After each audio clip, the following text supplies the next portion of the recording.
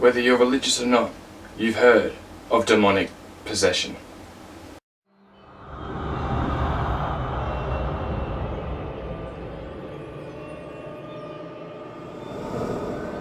Are demons real? Though evil spirits possessing the body of a hapless human sounds like the work of science fiction, the possibility of being possessed by a demon is, in fact, held by religious beliefs all around the world. Even the Christian Bible alludes to demonic possession more than 30 times, including several cases where Jesus himself cast out demons. Most religions offer prayers, spells, or incantations in order to cast out these dark and evil spirits. As hard as it may be to believe, countless accounts by victims and witnesses date back through all of ancient time. Let's take a look at some, shall we?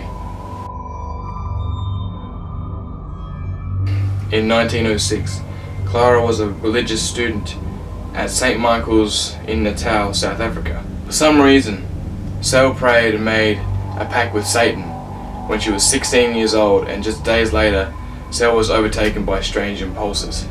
She was repulsed by religious artifacts, like crucifixes. She could speak and understand several languages, of which she had no previous knowledge, and she became clairvoyant regarding the thoughts and histories of the people around her. Nuns who attended to Clara reported hearing strange animalistic noises. She also levitated up to 5 feet in the air. Eventually, 2 priests were brought in to perform an exorcism. Sel tried to strangle one of the priests with his stole, and over 170 people witnessed her levitating as the priest read scripture. Over the course of 2 days, the rites of exorcism successfully drove the dark spirits from her body.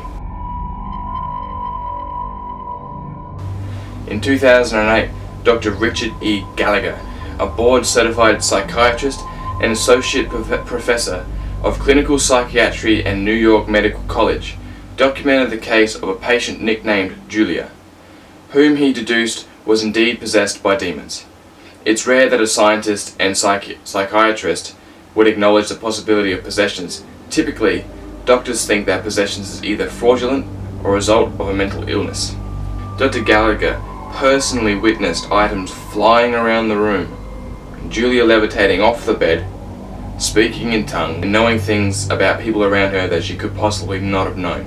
Here is an excerpt of Dr. Gallagher's statement. Periodically, in our presence, Julia would go into a trance state of reoccurring nature.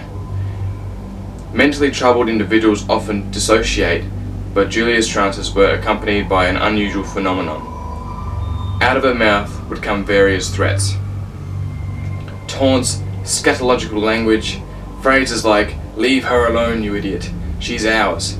The tone of this voice differed markedly from Julia's own, and it varied, sometimes sounding guttural and vaguely masculine, at other points high-pitched. Most of her comments during these trances or at the subsequent exorcism displayed marked contempt for anything religious or sacred. In 1976, the people of New York City were terrorized by a serial killer known as the Son of Sam. More than a year, the killer led police on a wild goose chase, leaving behind taunting notes at the crime scenes. 6 people were killed and 7 others wounded in the Summer of Sam. Berkowitz confessed to all the shootings and claimed that he was commanded to kill by a demon. Berkowitz did not claim to be possessed himself. However, he claimed that his neighbor's dog was possessed, and the dog had ordered him to perform the killings. Berkowitz was sentenced to 6 life sentences, and in the mid-1990s he issued an amendment for his confession, claiming that he had indeed been a member of a satanic cult, and that had orchestrated the incidents as part of a ritual murder. There you have it, guys. If you didn't believe in demonic possession, you should now. 3 clear cases. Whether you choose to believe or not is up to you. My name is stevorowe, and I will see you next time.